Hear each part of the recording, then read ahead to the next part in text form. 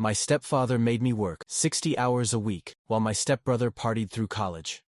At 14 years old, I was pulling shifts at Tony's Pizzeria until midnight on school nights, while my stepbrother Jake was getting fitted for his homecoming. Tux, same roof, same family, completely different universes. Tony, my mom's husband of 3 years, had this whole philosophy about building character through hard work. Funny how that character building only applied to one of his sons.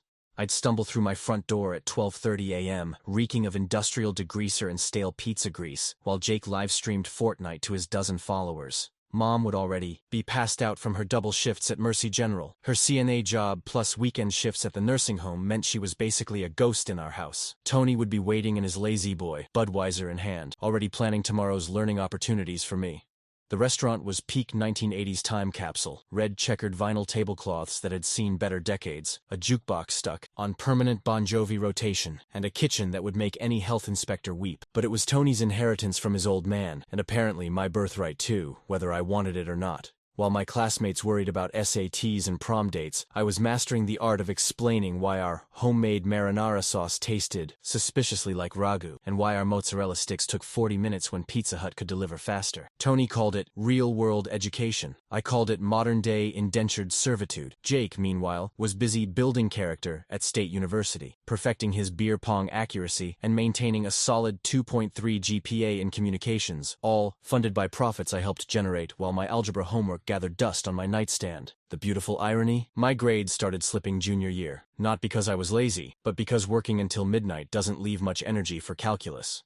When my report card showed 3 C's, Tony used it as proof that I wasn't college material anyway, and bumped my hours up to close 6 nights a week. Updated. The response to this has been overwhelming, people asking if this really happened. Unfortunately, every word is true. Currently dealing with lawyers and investigators who want my documentation. The question everyone keeps asking, why didn't I speak up sooner? Tony had this gift for making exploitation sound like mentorship. When he married Mom 3 years earlier, I was 11 and desperate for any father figure who wouldn't disappear like my biological dad had. Tony seemed legit, showed up to my Little League games, taught me to change oil in his Silverado, talked about building something together as men. The restaurant job started reasonably enough. Summer gig, learning responsibility, earning spending money, classic parental talking points. Except spending money turned out to be $8 an hour under the table, and summer job morphed into year-round indentured servitude that expanded like black mold in a basement. What made it sustainable for so long was Tony's strategic genius. He scheduled me mostly evenings and weekends, so teachers didn't immediately notice my exhaustion.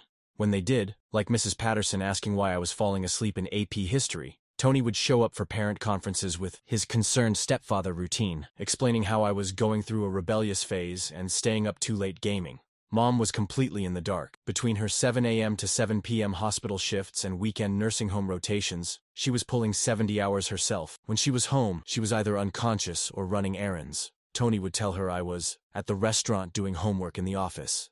Technically true, since I'd bring my backpack and try to squeeze in assignments between prep work and closing duties. The health code violations weren't accidental. They were systematic cost-cutting measures.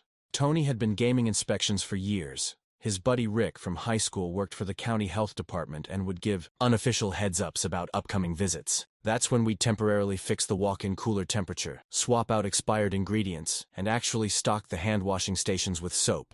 Between inspections, it was survival mode. We'd slap new expiration labels over old ones on the marinara sauce. The walk-in cooler ran at 55 degrees because fixing the compressor would cost $2,000. We'd rinse moldy cheese under hot water and scrape off the visible funk before grating it for pizzas. Meanwhile, Jake was living his best life at State. Tony would drive 3 hours each way to attend Jake's fraternity formal dinners, beaming with pride about his college man. Jake's Instagram was an endless scroll of spring break trips to Cancun and New Jordan sneakers, all funded by the restaurant profits I was helping generate at below minimum wage. The psychology was twisted but consistent.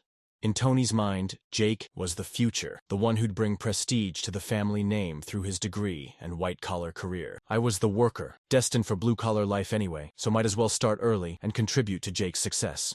Everything changed the Tuesday I found maggots in the lettuce bin. I'd been at Tony's for almost 4 years by then, senior year of high school, and my eyes had adjusted to seeing things others missed. Like how our daily fresh vegetables were actually weekly deliveries we'd stretch by cutting around the rotten parts.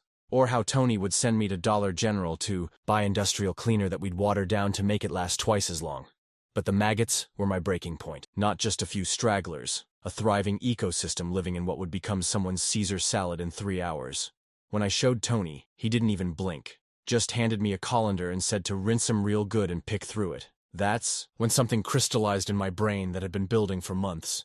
This wasn't just about me anymore. This was about every family celebrating their anniversary dinner, every kid having a birthday party, every customer trusting us with their Friday night plans.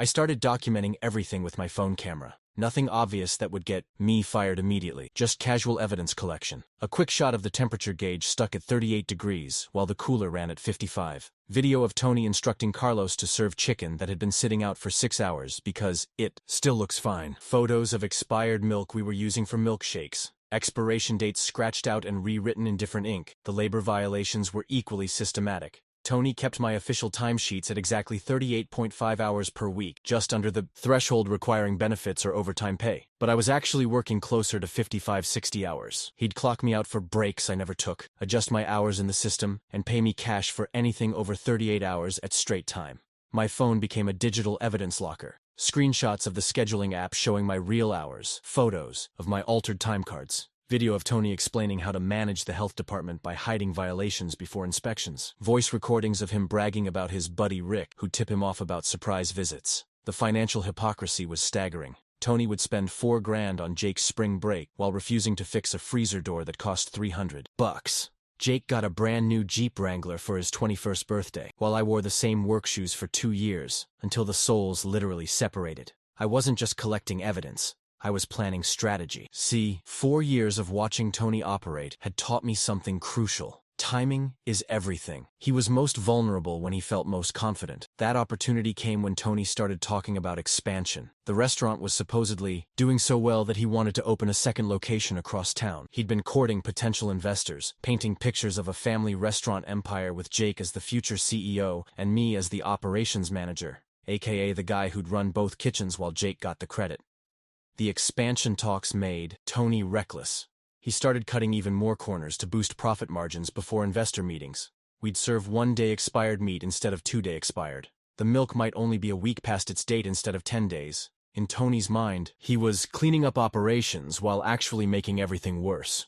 I waited until Jake's senior year spring break. Tony had just bought him that Jeep, financed I later learned, using the restaurant as collateral. Jake came home flashing his new ride and talking about his super stressful film studies final, like it was neurosurgery. That night, while Jake was out celebrating his 2.8 GPA at Applebee's, I sat in my room organizing 4 years of evidence. Photos, videos, altered timesheets, financial records I'd copied during closing duties when Tony left me alone with the office computer. It was enough to end everything, and I knew it. But I wasn't ready to detonate yet. I had one more strategic move to make. I'd learned that the county health department had a new anonymous reporting system, not just a phone call that might get to Rick, but a digital portal that went directly to state-level investigators. I didn't just file a complaint. I provided a comprehensive investigation roadmap. I uploaded 4 years of time-stamped photos showing systematic violations. I detailed the Rick connection and the early warning system. I provided exact locations of health code violations, specific dates when expired food was served, and documentation of the temperature manipulation scheme. Most importantly, I included my labor law documentation, evidence of systematic wage theft, illegal scheduling of a minor, and unsafe working conditions. The labor angle is what made it federal instead of just local. When Inspector Martinez arrived that Wednesday morning, she wasn't conducting routine business. She was executing a state-ordered investigation based on what her supervisor later called the most comprehensive whistleblower documentation they'd ever received. Tony's confidence evaporated in minutes. You can't explain away 4 years of photographic evidence. You can't justify serving expired food when someone has documentation of your relabeling system. You can't claim ignorance about labor laws when your own employee has recorded you explaining how to circumvent them. The restaurant was shut down immediately. Not tomorrow, not next week, immediately. Yellow tape, revoked permits, criminal investigation, the full nuclear option. Tony stood in his empty dining room, surrounded by health inspectors and labor investigators, looking like someone had just explained that his entire life was built on sand. Updated. The aftermath was swift and brutal. Tony's facing both civil and criminal charges. Jake's college funding disappeared overnight. The house is in foreclosure. Some of you predicted this, but Tony definitely didn't. Currently working with prosecutors who want my testimony. Quick question. Did I go too far? The legal avalanche started with the health department fines. $52,000 for violations so extensive that Inspector Martinez said she'd never seen systematic fraud at this level in 20 years on the job.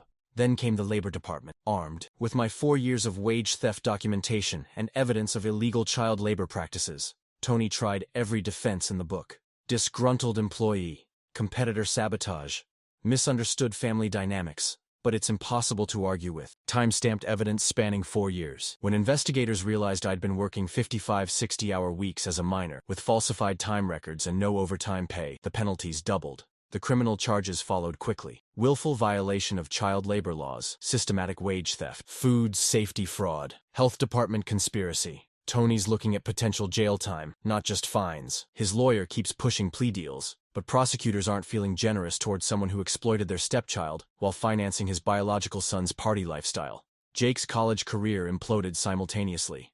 Without Tony's monthly checks, State University sent politely firm letters about outstanding balances. Jake tried for financial aid, but having a father with assets, even frozen ones, complicated the process. That Jeep got repossessed within 6 weeks. Last I heard, he was back home, sleeping in his childhood bedroom and working at GameStop. The house went into foreclosure faster than anyone expected.